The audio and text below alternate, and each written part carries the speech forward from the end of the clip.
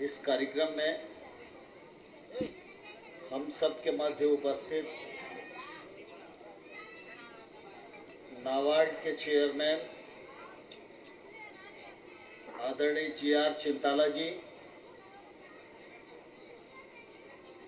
जेके tyre industry के vice president आदरणीय बाजोरिया साहब, जेके ट्रस्ट से आदरणीय राम भटनागर साहब, मध्य प्रदेश में नाबार्ड का काम देख रहे आदरणीय मल्होत्रा जी, भारतीय जनता पार्टी के अध्यक्ष डॉक्टर योगेश पाल गुप्ता जी,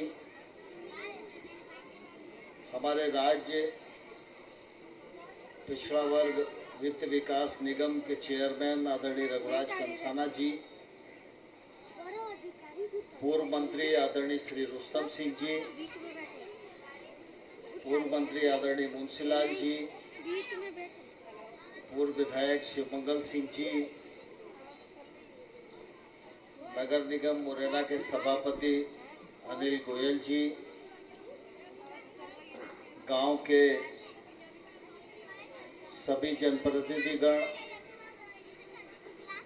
और इस अवसर पर मौजूद तिगरा ग्राम और आसपास के ग्रामों के सभी भाइयों बहनों और किसान बंधुओं, आज ये कार्यक्रम थोड़ा नए प्रकार का है। ऊपर नेता कम है, नीचे नेता ज्यादा है, क्योंकि ये कार्यक्रम कॉरपोरेट कंपनियों के द्वारा आयोजित है, इसलिए इसमें राजनीति का ध्यान कम रखा गया है।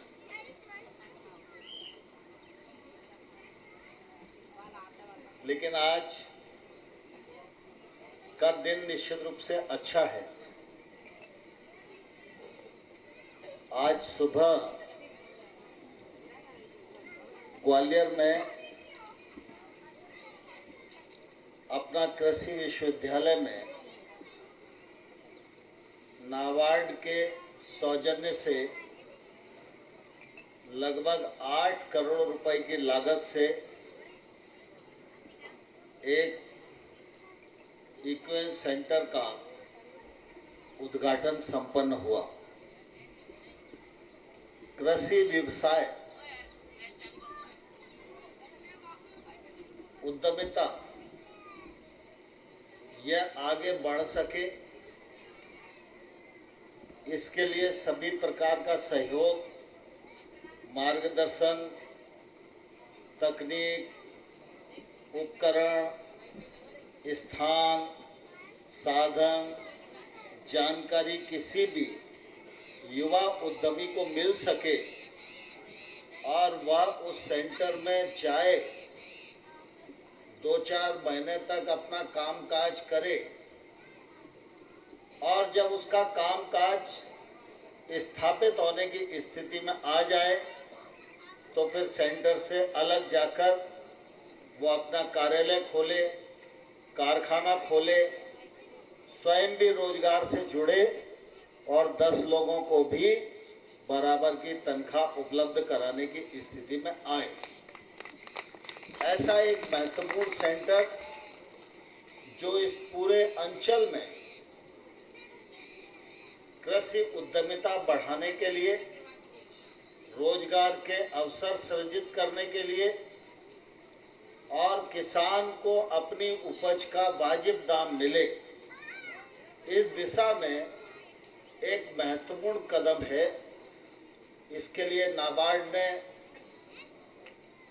अपनी यूनिवर्सिटी को सहयोग दिया और सहयोग देकर पूरा भवन सारे उपकरण से सुसज्जित बनाया और सिर्फ इतना ही नहीं, इसके बाद वो चले, संचालित हो, इसके लिए भी नाबार्ड पूरी तरह समर्पित है। इसके लिए मैं नाबार्ड के चेयरमैन साहब को अपनी ओर से बहुत बहुत आभार प्रकट करता हूँ, धन्यवाद देना चाहता हूँ। नाबार्ड का नाम तो बहुत सारे लोग जानते हैं, लेकिन सामान्य तौर पर ज्यादातर वही लोग जानते हैं जो नाबार्ड की सब्सिडी लेते हैं। तो किसी कोल्ड स्टोरेज में, वेयर हाउस में जब उनको सब्सिडी नहीं मिलती तो लोग बोलते हैं नाबार्ड से अभी आई नहीं है, तो उनको मालूम चलता है नाबार्ड कुछ है, तो फिर वो नेताओं के पास भटकते हैं, साहब नाबार्ड में कह दो, नाबार्ड में कह दो, नाबार्ड में कह दो। लेकिन नाबार्ड ऐसे ही सब्सिडी देने भर की कोई संस्था नहीं है। नाबार्ड देश की बहुत महत्वपूर्ण आर्थिक संस्था है। यह कृषि के क्षेत्र में, ग्रामीण विकास के क्षेत्र में जो अर्थाभाव है उसको दूर करने वाली संस्था है। कृषि के क्षेत्र में जितने कार्यक्रम चलते हैं उनमें भी नाबार्ड का पैसा इन्वॉल्व होता है। राज्य सरकार के बहुत सारे कार्यक्रम चलते हैं, उसमें भी नाबार्ड का कर्जा इन्वॉल्व होता है। आपकी सहकारी बैंक चलती है, उसमें भी नाबार्ड का पैसा होता है, और जो ग्रामीण विकास बैंक है उसमें तो होता ही होता है। और केंद्र सरकार को भी जरूरत पड़ती है तो समय समय पर नाबार्ड से कर्जा लेती है। जैसे मैं उदाहरण के लिए बताऊं, मैं पिछले बार ग्रामीण विकास मंत्री था, उस समय प्रधानमंत्री आवास योजना शुरू हुई थी। प्रधानमंत्री आवास योजना का बजट जो था वो लगभग पहले चरण का 81,000 करोड़ का था। 81,000 करोड़ में 61,000 करोड़ रुपया हमने बजट से दिया और 20,000 करोड़ रुपया केंद्र सरकार ने नाबार्ड से कर्जा लिया, और उसके बाद प्रधानमंत्री आवास योजना का संचालन आगे बढ़ा।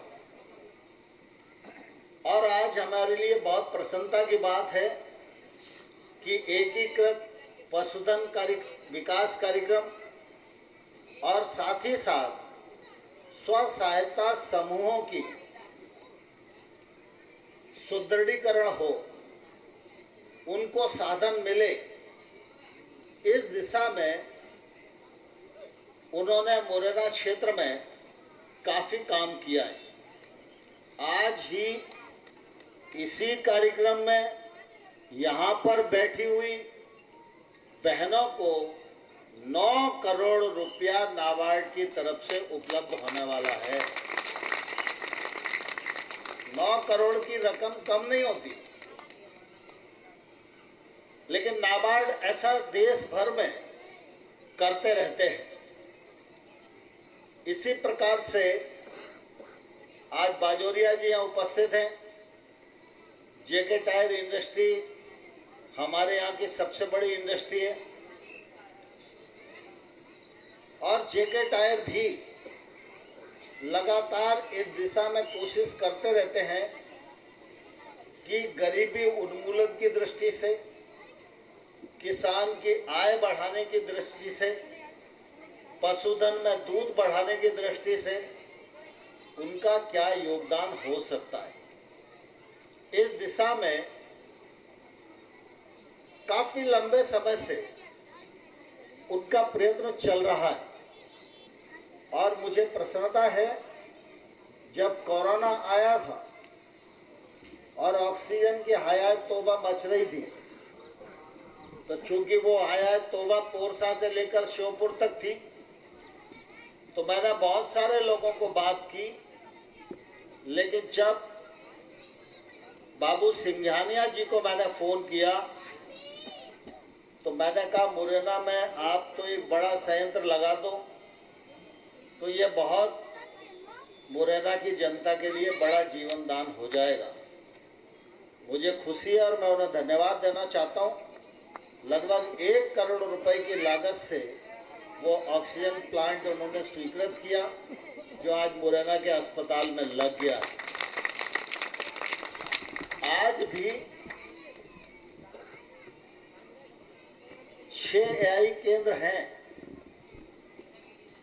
पशुधन विकास के लिए हमारे जिले में 14 और केंद्र आज से प्रारंभ किए जा रहे हैं। ये 14 केंद्र प्रारंभ होंगे। इनका कवरिंग एरिया 180 गांव होगा। 180 गांव में सैकड़ों परिवारों के हजारों पशुओं की नस्ल में सुधार होगा, दूध का उत्पादन बढ़ेगा, उनकी आय बढ़ेगी और जब गाय दुधारू होगी तो हमारे यहाँ पुरानी कहावत है, दुधारू गाय की 2 लातें भी बर्दाश्त करना पड़ती है। गांव में है कि नहीं? तो अगर गाय दूध देगी तो फिर गाय घर में बांधेगी और जब गाय घर में बंधेगी तो निश्चित रूप से जो आजकल गांव में लोग चिंता करते रहते हैं कि भाई साहब बाकी तो सब ठीक है लेकिन चौपों का क्या करें, तो चौपों का हल गौशाला नहीं है। चौपों का हल है चौपों की उपयोगिता बढ़ाना, अपनी प्रकृति से जुड़ना, और उपयोगिता बढ़ेगी तो इसका निराकरण आने वाले कल में होगा। गांव में जो गांव का अर्थशास्त्र है वो हम सब लोग भलीभांति जानते हैं। वो अर्थशास्त्र थोड़ा टूट गया है। पहले क्या था? पहले गांव में खेती भी थी, गांव में घर में भैंस भी थी, गैया भी थी, बैल भी था, और इतने चौके होने के बाद भी कोशिश ये की जाती थी घर में एक बकरिया भी हो, क्योंकि बच्चा पैदा होता है तो ऐसा माना जाता है कुछ दिन तक अगर बकरी का दूध पी ले तो फिर डेंगू जैसा बुखार और प्लेटलेट के गिरने जैसी नौबत जीवन में नहीं आती। आजकल आप सुनते होंगे ना, फलाना आदमी बीमार हो गया, क्या हो गया, तो गांव की भाषा में बोलते हैं प्लेटें खत्म है गई। अब प्लेटें डालो तो उसके लिए डॉक्टर क्या कहता है, दवाई तो मैं दे रहा हूं लेकिन बकरी का दूध इनको पिलाओ। अब ये बकरिया का दूध अगर बचपन में पिला देते तो प्लेटें गिरती ही नहीं। अब बकरिया पल नहीं रही तो बकरिया का दूध कोई पिला नहीं रहा, तो कभी ना कभी तो गिरेगी ही ना। तो घर में ऐसा एक समग्र ताना बाना था। और खेती की दृष्टि से भी आप देखो तो बाजार से कम चीज खरीदना पड़ती थी। घर में गेहूं की जरूरत है, बाजरा की है, जौंडरी की है, अलसी की है, सरसों की है, अरहर की है, मूंग की है, उड़द की है, मोठ की है, रमास की है, और सब्जी की जरूरत पड़ती थी। छपरा पे लौकियां और तुरैया बो दी जाती थी तो वो कभी भी पूरी हो जाती थी। तो किसान छोटा जरूर था लेकिन वो सभी जिंसों को जो उसके परिवार में उपयोग आती हैं उनको अपनी छोटी सी खेती में ही पूरा कर लेता था। साल भर में जितनी जरूरत है उतना उपयोग कर लिया, बाकी जो है वो बेच दिया। अब स्थिति बदल गई है। अलसी को करे, उड़दा को करे, मोठ को करे, सीधा धान डाल दो, गेहूं डाल दो या सरसों डाल दो। अपने यहाँ सरसों की उपज ज्यादा है, और बाकी आराम से फिर पत्ता खेलो, दिन भर पत्ता खेल के ही गुजर जाता है। इसके कारण ये तकलीफ दिनों दिन बढ़ती जा रही है और गरीबी दिनों दिन बढ़ती जा रही है। अब क्या है कि एक बार फसल तो आ गई, सरकार ने खरीद लिया तो दाम भी अच्छा मिल गया, लेकिन अब दाम ले लिया तो दाम लेने के बाद ग्वालियर में रह के जो चीज मैं खरीद रहा हूं तिगरा में रह के वो सब आप भी खरीद रहे हो क्या नहीं खरीद रहे बताओ। इसके कारण ये सिस्टम बिगड़ा हुआ है। पहले गांव में जाओ तो हर गांव में दूध 24 घंटे मिलता था, जितना दूध बचे उतना आदमी बेच देता था। आज अगर गांव में दूध होता भी है तो पूरे ही का पूरा बेच देता है। तोमर साहब आ गए तो चलो भैया अब वो पिला दो, वो ठंडा या रसना की बोतल मंगा लो। होता है कि नहीं ऐसा? कुल मिला के क्या है कि जो ढांचा बिगड़ गया है, अंततोगत्वा व्यवस्था बनाना है तो सभी चीजों का समाधान उस पुरानी पद्धतियों में ही है। आज प्रधानमंत्री जी ने आपने ध्यान किया होगा, प्राकृतिक खेती की बात करी। प्राकृतिक खेती के मायने क्या है? वही खेती है जो आप लोग पहले करते थे, अपने पूर्वज लोग। हर चीज का उपयोग सुनिश्चित था। प्राकृतिक खेती में सिर्फ गोबर की जरूरत है, गौमूत्र की जरूरत है, दोनों चीजें फ्री की है। 30 एकड़ के लिए 1-1.5 किलो बेसन की जरूरत है, 1-2 किलो गुड़ की जरूरत है, नीम के झोरा की जरूरत है। इतने में ही एक गैया के गोबर और गौमूत्र में 30 बीघा खेती में पूरा फर्टिलाइजर हो जाएगा। ना तो डीएपी की जरूरत है, ना यूरिया की जरूरत है। ये प्राकृतिक खेती है। तो खाद का पैसा बचेगा तो बचत होगी कि नहीं होगी बताओ? पिछले बार तक 80,000 करोड़ रुपए की सब्सिडी दे रहे थे खाद के लिए। अब इस बार मोदी जी ने बढ़ा के 1,05,000 करोड़ रुपया बजट में प्रावधान किया, क्योंकि खाद इंपोर्ट करते हैं, कभी भी कीमत बढ़ जाती है। पिछले बार डीएपी का कट्टा था तो आपको 1200 में तब मिल रहा है जब एक कट्टा पे 1650 रुपया आपके खाते में सरकार सब्सिडी दे रही है। अगर 1650 रुपया न दे तो आपको 1200 में नहीं मिल सकती। अभी हम लोगों ने नया अनुसंधान करके नैनो यूरिया भी बनाया है। 245 रुपए की बोतल है। एक बोतल 245 की खरीदो, एक कट्टे के बराबर काम आती है। खर्चा बचेगा तो घर में ही बचत होने वाली है। ठीक इसी प्रकार से पशुधन का जो प्रचलन गांव में कम हो रहा है, उसको हमें और बढ़ाने की जरूरत है। हम लोग अभी कीमत नहीं समझ रहे, लेकिन कई देश ऐसे हैं जिन देशों में दूध के अलावा कुछ नहीं होता है, सिर्फ दूध ही दूध पैदा होता है। और दूध में भी भैंसें नहीं है, वहां भैंसें सिर्फ हिंदुस्तान में ही है, दुनिया के और किसी देश में भैंस नहीं पाई जाती। सब जगह गाय है।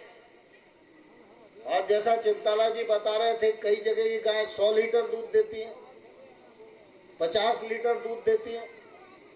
हमारे यहाँ की गाय 2 किलो दूध देती है। तो हमारे और उनमें कितना अंतर है? उनकी पूरी अर्थव्यवस्था दूध पे ही निर्भर करती है। जो डेयरी चलाता है वो दूध का उत्पादन करता है, जो प्रोसेस करता है वो तमाम सारे वस्तुएं बनाता है, और खुद भी वो घर अपने देश में उपयोग करते हैं और पूरे आसपास के देशों में उनका निर्यात भी होता है। हमारे यहाँ हिंदुस्तान में एक गाय बड़ी उच्च कोटि की नस्ल है गिर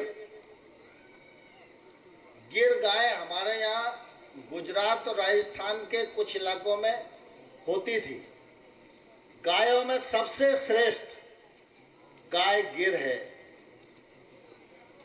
उसके दूध को तमाम सारे वैज्ञानिकों ने भी टेस्ट कर लिया, उससे अच्छा दूध किसी गाय का नहीं। बहुत अच्छी गुणवत्ता की गाय है, इतना बड़ा कान होता है उसका। वो गाय हमारे यहाँ से ब्राजील गई। आज पूरे ब्राजील की इकोनॉमी गिर गाय के दूध पर निर्भर करती है और हिंदुस्तान में गिर गाय अब दर्शन के लिए उपलब्ध नहीं है। इसलिए आज का यह कार्यक्रम पशुधन के विकास के लिए समर्पित है। हम लोगों को ये कोशिश करना चाहिए कि अपने चौपों की नस्ल सुधारें, उनका दूध बढ़ाएं। घर में मोड़ा मोड़ी होता है, अगर थोड़ा बहुत तकलीफ रहे उसको तो हम चिंता करते कि नहीं करते बताओ? आंख में तकलीफ हो जाए, पैर में तकलीफ हो जाए, कहीं घुटना मुड़ जाए, कहीं अंगुलियां मुड़ जाए, तो अपन कोशिश करते हैं ना कि बड़ा होने से पहले 10 डॉक्टरों को दिखाते हैं, मोड़ा ठीक हो जाए। जैसा नहीं हो ब्याह करने जाए तो आदमी कहे उमरिया टेढ़ी है। तो जे चौपे आपके मोड़ा मोड़ी नहीं है क्या? जैसे हमारे मोड़ा मोड़ी है तो चौपे भी हमारी मोड़ा मोड़ी है। भगवान ने जब सृष्टि की रचना करी तो आपको तो बुद्धि दे दी, जमीन दे दी, जायदाद दे दी, रहने को घर दे दिया, मोड़ा मोड़ी दे दिए, नाते रिश्तेदार दे दिए, सब दे दिए। चौपों को तो कुछ नहीं दिया। चौपों को आदमी के भरोसे छोड़ा। बस चौपों को ये ताकत दी कि भाई आदमी का खेत जोतो, वो तुमको खिलाएगा। आदमी को दूध दो, वो तुम्हारी सेवा करेगा। तो आज हम अपने दायित्व से मुकर रहे हैं कि नहीं मुकर रहे? ये दायित्व भगवान ने दिया है हमको, उसके कारण चौपों की समस्या है। लेकिन मैं ये मानता हूं कि अगर चौपा अनुपयोगी होगा तो रखना मुश्किल जाएगा, उसका घर के अर्थशास्त्र पर भी फर्क पड़ता है। इसलिए कोई भी पशु है वो पशु उपयोगी बनना चाहिए। उस पशु से इतनी तो इनकम होनी चाहिए कि हम उसको अच्छे से खिला पिला सकें और 1-8 किलो 2 किलो दूध बच जाए तो अपने घर में भी हम उसका उपयोग कर सकें। ये जो कार्यक्रम है, ये कार्यक्रम आपका 2 लीटर जो गाय दूध देती है, इस कार्यक्रम के माध्यम से वो कम से कम 5-6 लीटर पर आ जाएगी जब दूसरी बार भी आएगी। तो अब जेके ट्रस्ट और नाबार्ड की जिम्मेवारी नहीं है, ये जिम्मेवारी हम लोगों की भी है। इनके वॉलंटियर्स यहाँ हैं, अब 14 केंद्रों पर रहेंगे। तो हमारे यहाँ कोई भी गाय अगर गर्मी पे आ रही है तो हमको खबर तो करना चाहिए कि भैया हमारे गांव आ जाओ। अगर उसका गर्भाधान हो जाएगा तो अगले बार उसका दूध बढ़ जाएगा, उसकी जो नस्ल पैदा होगी वो अच्छा दूध देने वाली नस्ल पैदा होगी। तो इसका प्रयत्न में हम सब लोगों को भागीदार होना चाहिए और ये बहुत महत्वपूर्ण कार्यक्रम है एग्रीकल्चर की इकोनॉमी बढ़ाने के लिए और ग्रामीण की इकोनॉमी बढ़ाने के लिए। अगर दूध घर में हो जाएगा तो आमदनी अपने आप ही दोगुनी हो जाएगी। अभी दूध से होने वाली आमदनी कम हो रही है, इसलिए किसान को तकलीफ है। इसलिए यह कार्यक्रम निश्चित रूप से बहुत ही महत्वपूर्ण है। इसके लिए मैं जेके ट्रस्ट और नाबार्ड दोनों को हृदय से बहुत बहुत धन्यवाद देना चाहता हूं। और इस अवसर पर जेके ट्रस्ट और नाबार्ड दोनों लोगों को एक अनुरोध करना चाहता हूं। मैं ग्वालियर से श्योपुर जाते हैं तो बीच में एक जगह गोरस है। गोरस एक ऐसा पॉइंट है जहां लगभग 20-22 हजार गाय एक ही पॉइंट पर रहती। वो एक्चुअल में किसान कम है, वो पशुपालक ही है, उनके पास खेती की जमीन नहीं है और एक लंबे कालखंड में कभी वो कहीं से आए होंगे, उनके पास रहने को घर नहीं था, वहां गाय खूंटा पर नहीं बनती। ऐसा आहता बना हुआ है जंगल में, गाय शाम को मेरे आहते में 50 गाय है तो मेरे आहते में आ जाती है, जितनी दूध देती है मैं उनका दूध निकाल लेता हूँ और सवेरे उनको चराने ले जाता हूँ। कोई दाना पानी नहीं खिलाया जाता, ऐसी उनकी हैसियत नहीं है। उनके रहने का स्थान भी फॉरेस्ट भूमि है, कभी भी फॉरेस्ट वाले उनको लतिया देते हैं। मैं भी बहुत लंबे समय से जा रहा हूं, लेकिन मुझे भी उनकी इस हैसियत का ज्ञान नहीं था।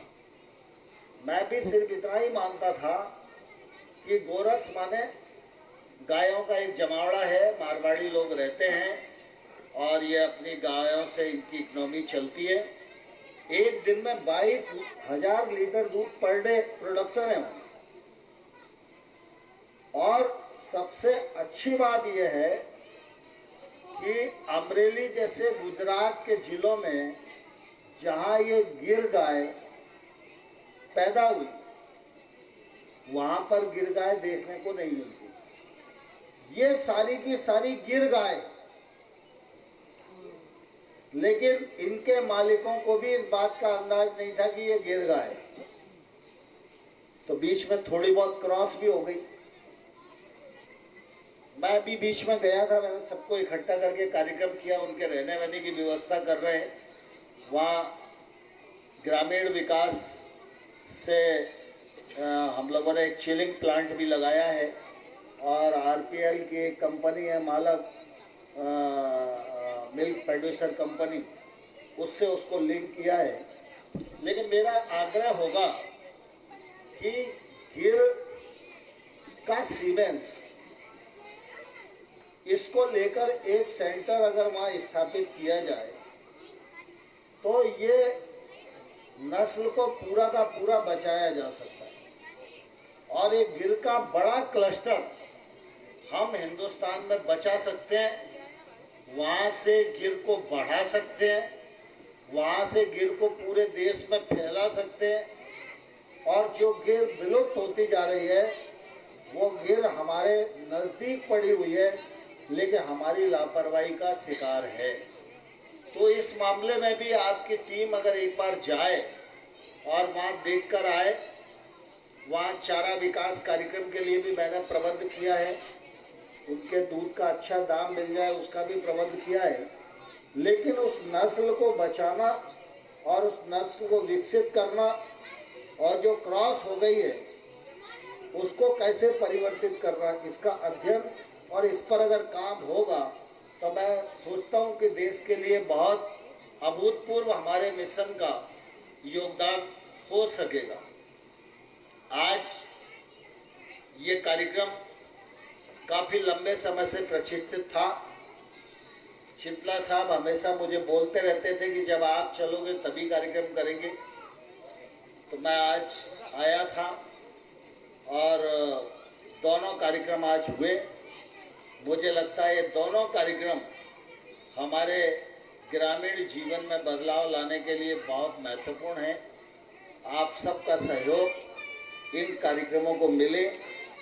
बहुत ज़्यादा एग्रीकल्चर की योजनाओं पर बोलने की आवश्यकता नहीं है। मैं हमेशा आपके बीच में आता रहता हूँ और बोलता रहता हूँ। मुझे यहाँ पटेल साहब ने कुछ दरखास्त दी है, निश्चित रूप से उन पर भी मैं काम करूँगा। आप सब लोगों को इस अवसर पर बहुत बहुत धन्यवाद देता हूँ। आप सब इतनी देर तक बैठे रहे, आप सब का आभार प्रकट करता हूँ। बहुत बहुत धन्यवाद।